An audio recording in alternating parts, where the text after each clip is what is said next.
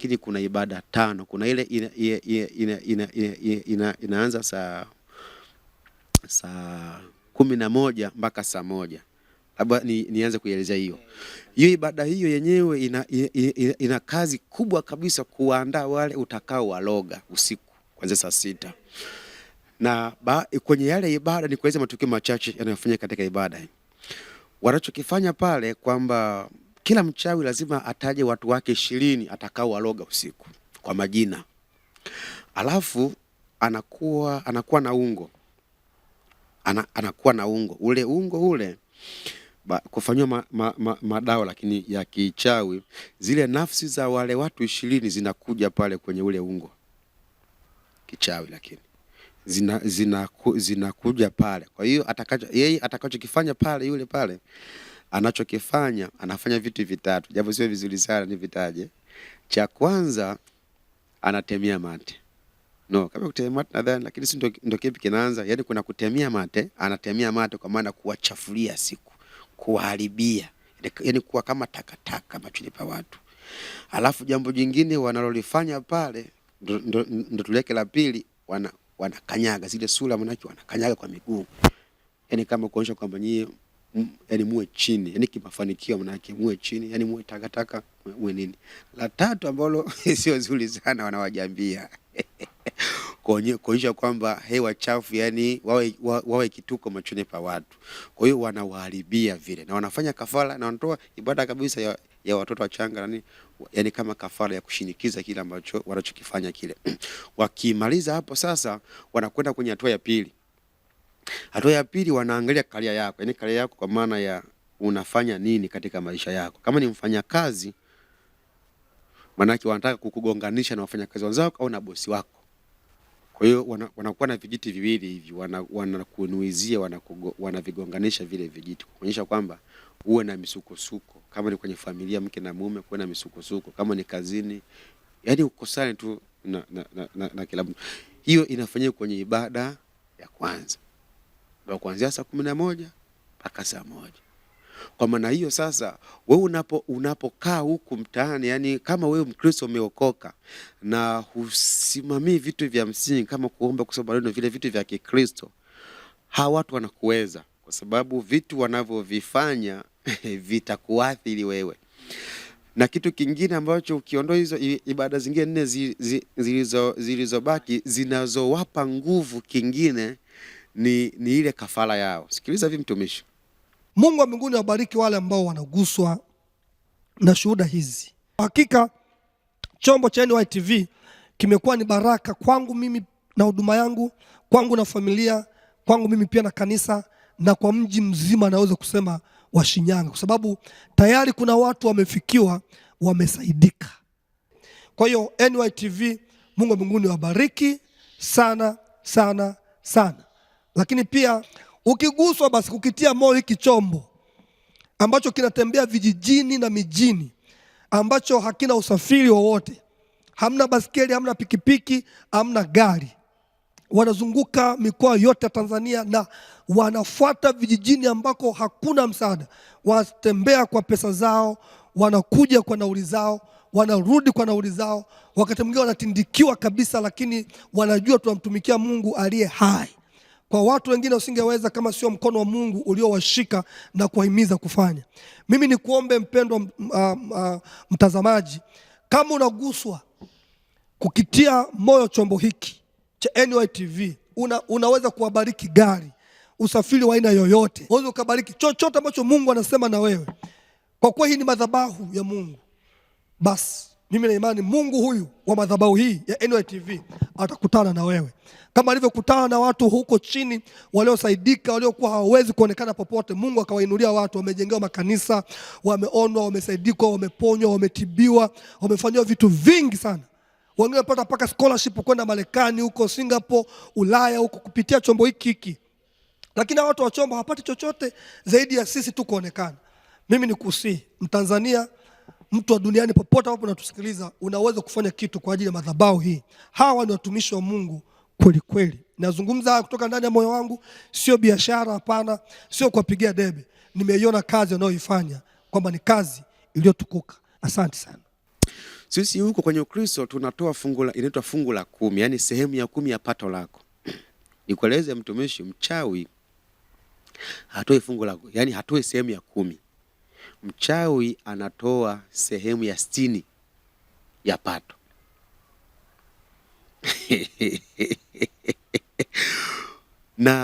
na nini sababu wanafanya hivyo? Sababu kubwa ziko mbili. Sababu ya kwanza, kwa sababu hawatumii damu ya Yesu, kwa sababu damu ya Yesu ina madhihirisho mingi kwenye ulimwengu wa roho.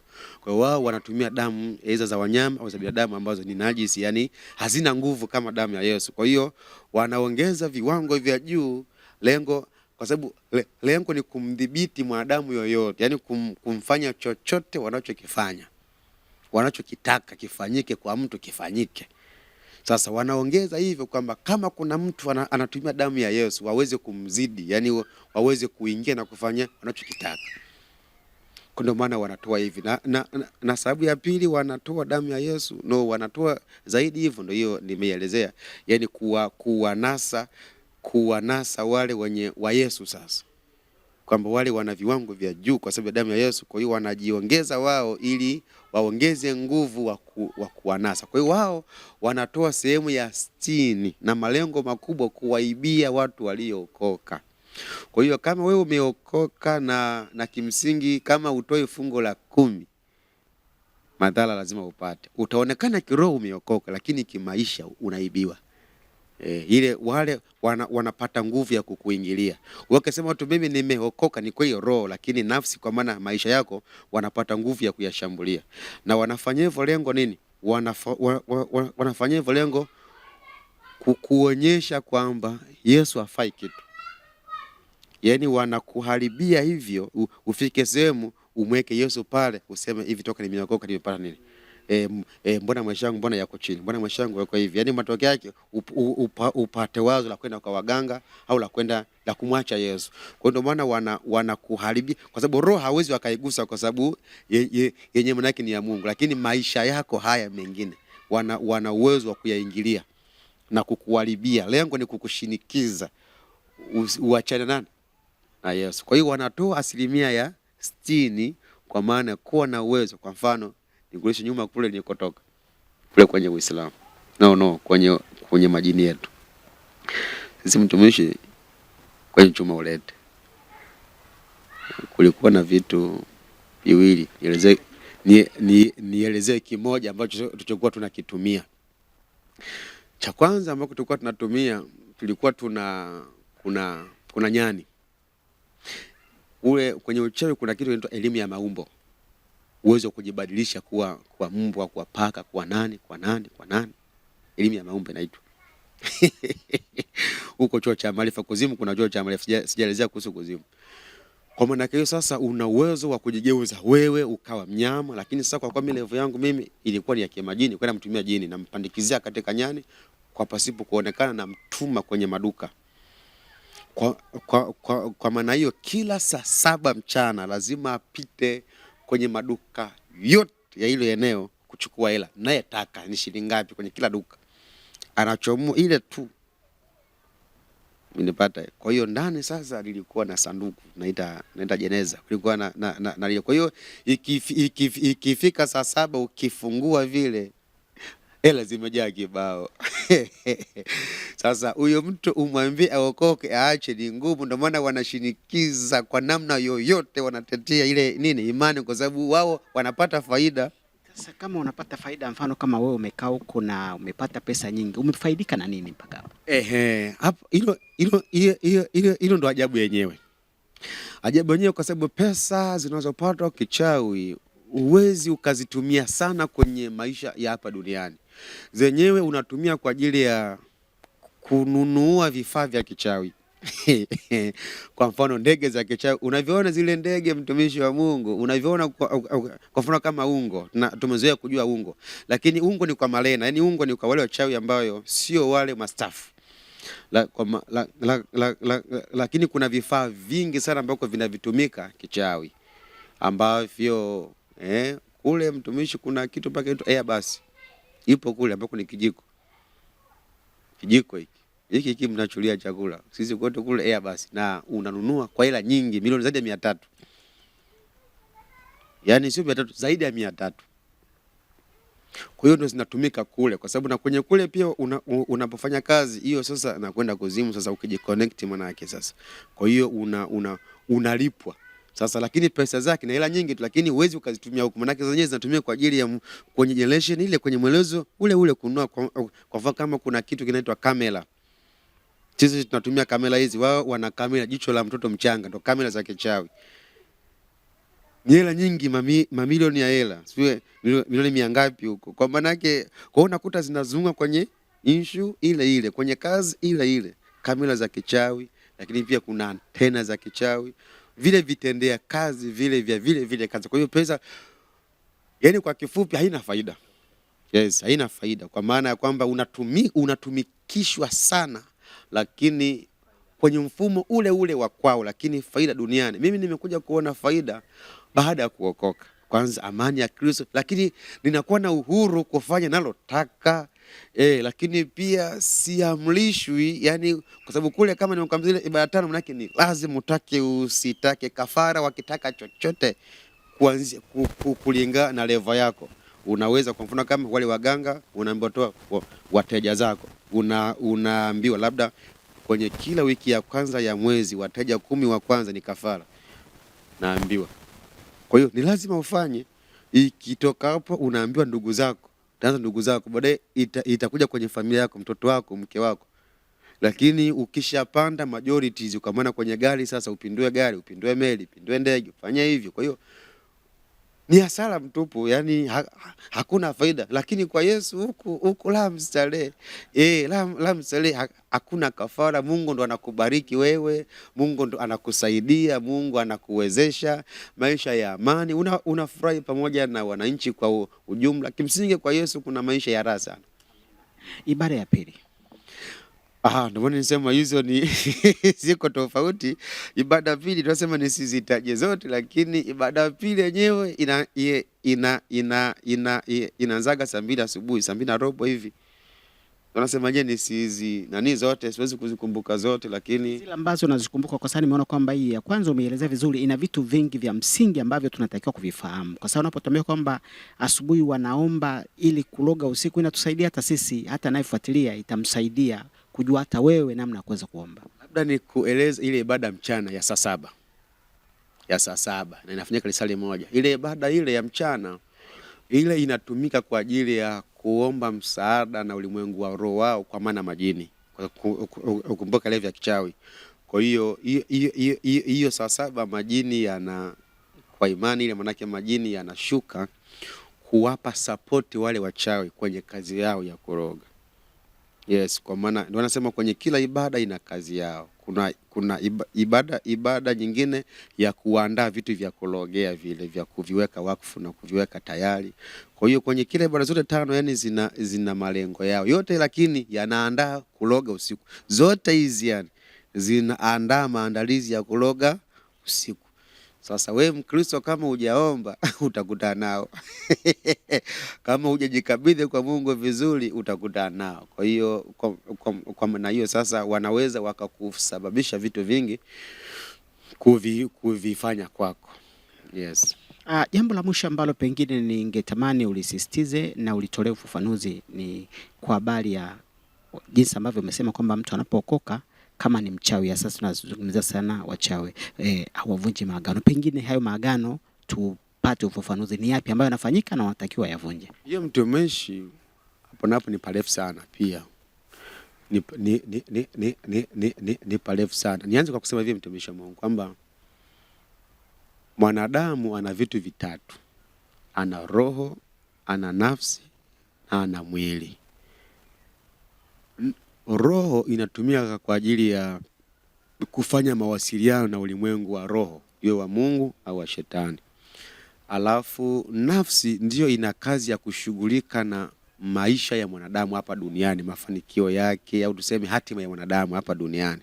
Alafu na mwili kama ndio container, ndio vinabeba hivyo vitu vyote, yani mwili. Sasa cha ajabu ndugu mtangazaji, mimi nimekuja kuona kwenye Ukristo watu wanathamini sana mwili kuliko roho na nafsi. ambavyo yani mwili ni kama cover, yani ni sawa sawa unakwenda dukani kununua TV. Kwa hiyo ila nje ile ni box, lakini cha thamani sio box, cha thamani ni kile kilichokuwa ndani, ambako kwa mwanadamu kuna roho na kuna nafsi. Sasa roho kwa ajili ya ulimwengu wa roho, yani kwa maana ya Mungu tuseme kwetu, na nafsi kwa ajili ya maisha, mafanikio hapa. Cha pili ni kuambia mtumishi wa Mungu na mtu anielewe kwamba kwenye nafsi, yani kwenye nafsi ndio kumebebeshwa mafanikio yote. Kwenye nafsi ndio kwenye kuna nguvu inayokufanikisha hapa duniani, kwa sababu nafsi imebebeshwa vitu vitano vikubwa. Kwenye nafsi imebebeshwa kibali chako, kwenye nafsi imebebeshwa ndoa yako, na ndio hata mtoto mdogo akizaliwa anaonekana ana sehemu za jinsia, kuonyesha kwamba ndoa imeunganishwa na yeye, mtoto kabisa, aidha wa kiume au wa kike. Lakini kwenye nafsi kumeunganishwa, kuna kitu kinachoitwa uongozi. Uongozi manake ule uwezo wa kuanzisha jambo na watu wakakifuata. Yani hiyo inasimamia mafanikio ya hapa duniani. Unaanza jambo, yani hata kama akija yani watu wakakifurahia, wakakipenda, ni ile Mungu ameikuwekea ndani mwanadamu ili uweze kufanikiwa. Mungu ametuwekea vitu vingi vizuri sana. Lakini pia kuna kitu kinachoitwa, kuna nguvu ya kimamlaka iko ndani. Mamlaka iko ndani. Lakini pia kuna nguvu kwenye nafsi, kuna nguvu inaitwa nguvu ya umiliki iko ndani. Umiliki kwa maana ya kwenye ulimwengu wa roho, Mungu anapokuleta amesha kuwekea kwamba utamiliki hiki na hiki na hiki na hiki. Nipata. Sasa kwa sababu wanadamu, watu semi wa Kristo, niongee kwa Wakristo sasa, wana ufahamu mdogo kuhusu masuala haya ya nafsi. Kwa hiyo matokeo yake wana ulimwengu wa roho wa giza, wakienda kwenye madhabahu yao na kutoa kafara, wanakuwa na uwezo wa kuchukua vitu kutoka kwako. Hawagusi roho. Nikueleze hivi kitu kimoja, nitoe maarifa kidogo hapa. Kuna kitu kinachoitwa, nimekuja kuona kwenye Biblia, kwenye ile wa Kolosai 5 ile 14 na 15, inaitwa hati ya mashtaka. Sasa ile ndio ambayo inayotumika. Yaani hivi, kwenye ulimwengu wa roho, wewe ukishakuwa kwa Yesu, ikumbukwe, na nimekuja kuona pia kwenye Biblia inaongea faraki ya kuzimu hiyo. Kuna vitabu. Hiyo inaongea elimu ya kuzimu hiyo. Sasa kuna vitabu kule kuzimu kwa shetani. Kuna vitabu, watu wake wote wameandikwa kwenye kitabu chake. Kwa maneno mafupi, yoyote ambaye hajaokoka, kitabu chake kiko kule, yani jina lake lipo kule kuzimu. Kwa hiyo anaweza akamtumia vyovyote atakavyo. Na yoyote ambayo asiyeonekana kule kuzimu, wao wanasema ameenda kwa mwenye haki. Yesu kule kuzimu anaitwa mwenye haki. Kwa hiyo wanasema huyu mtu amekufa kwetu, kazaliwa kwa mwenye haki. Kwa hiyo ndio wanaanza kukufuatilia. Kwa maana hiyo sasa, wanapokwenda kwenye madhabahu yao, wanakuwa na uwezo sasa uliyookoka, na maanisha wako kusababishia makosa. Yale makosa inaandikwa hati ya mashtaka. Ile hati ya mashtaka inampa uhalali shetani wa kufanya anachokitaka, na inamuondolea haki Yesu ya kukusaidia. Umeona hiyo wachawi wanajua hiki kitu, kwamba ni issue ya kisheria. Nimesoma kwenye Biblia issue ya swala la Musa. Unakumbuka kuna kosa ambalo Musa alilofanya la kugonga mwamba ule. Ukisoma kwenye Biblia inasema shetani aligombea ule mwili wake kule juu mlimani. Ndio issue hivi. Yaani kwa maana kwamba shetani anajua kabisa kwamba Yesu ni mwenye haki, akiongea kaongea. Kwa hiyo yeye anakushtaki kupitia sheria za mwenye haki za kwako. Kwa maana yake ana ile hati ya mashtaka inampa uhalali shetani ya kusema huyu mtu sio wako. Mbona kafanya 1 2 3, kwenye neno lako linasemaje? Mnipata? We Mungu husikie maombi ya mwenye dhambi, Yohana 9:31. Sasa we huyu sio wako. Mshahara dhambi ni mauti. Huyu ni kwa manake sasa anapewa yani uhalali wa shetani wa kufanya anachotaka, na inamuondolea Yesu sasa uhalali wa kukutetea Sasa Musa kilichomsaidia pale kwenye bustani pale kwenye ule nini mlima ule, alitubu. Sasa Mungu ni Mungu, Yesu manake anarehemu, anasamehe. Kwa manake ukitubu Mungu anakusamehe. Na ndio maana ukiona umefanya kosa, tubu hapa. Kwa sababu usipotubu ina madhara. Eza wanaingilia kwenye nafsi yako na kubeba vitu ulivyopangiwa na Mungu, au wanakunyonga kabisa. Wanasema ukimwacha asije akatubu na yule mwenye yake akamchukua tena. Kwa hiyo wanakuharakisha kukumaliza hapo ili uende kuzimu kwao. Kwa hiyo eza kimsukule vyovyote watakavyoona inafaa. Naye ni kitu kingine sijakiongelea, insha kutolea misukule. Nako ni kitu kingine hicho, na namna wanavyotoa. Kwa maana hiyo sasa ni namna ambavyo kwenye hayo maagano manake hapa nipo. Kwa maana kwamba mtu sasa usipomsaidia kujiconnect vizuri yanaharibia. Kuna kitu kinachoitwa Wakristo wengi hawajui. Na nikwambia ndugu mtangazaji pia na wengine waelewe. Shetani pia anapokuja kwa yule nimekuelekeza, sababu ya kwanza ni ile hati ya mashtaka. Ni njia wanaosababisha hata kwa wewe uliookoka kuingia na kukuharibia maisha. Wanakuharibia kwa sababu ya ile hati ya mashtaka. Njia nyingine wanayotumia, wanaangalia kizazi chako. Peruzi na NYTV kiganjani mwako sasa. Je, unao mkasa ama simulizi ya kusisimua na hujui ni wapi pa kuisimulia? Waone NYTV ni channel bora kabisa ya kuvumbua visa na mikasa kutoka mikoa mbalimbali ya Tanzania na nje ya nchi. Ili uwe wa kwanza kupata video zetu, usisite kubonyeza alama nyekundu na kusubscribe, kisha bonyeza kitufe cha kengele, na kwa kufanya hivyo utakuwa wa kwanza kuhabarishwa na NYTV. Unangoja nini sasa? NYTV ni chaneli bora kabisa Tanzania, na kwa mawasiliano zaidi waweza kupiga simu zifuatazo: 0712 45 52 52 au 0688 13 19 14. Ili kupata habari za uhakika ni NYTV pekee.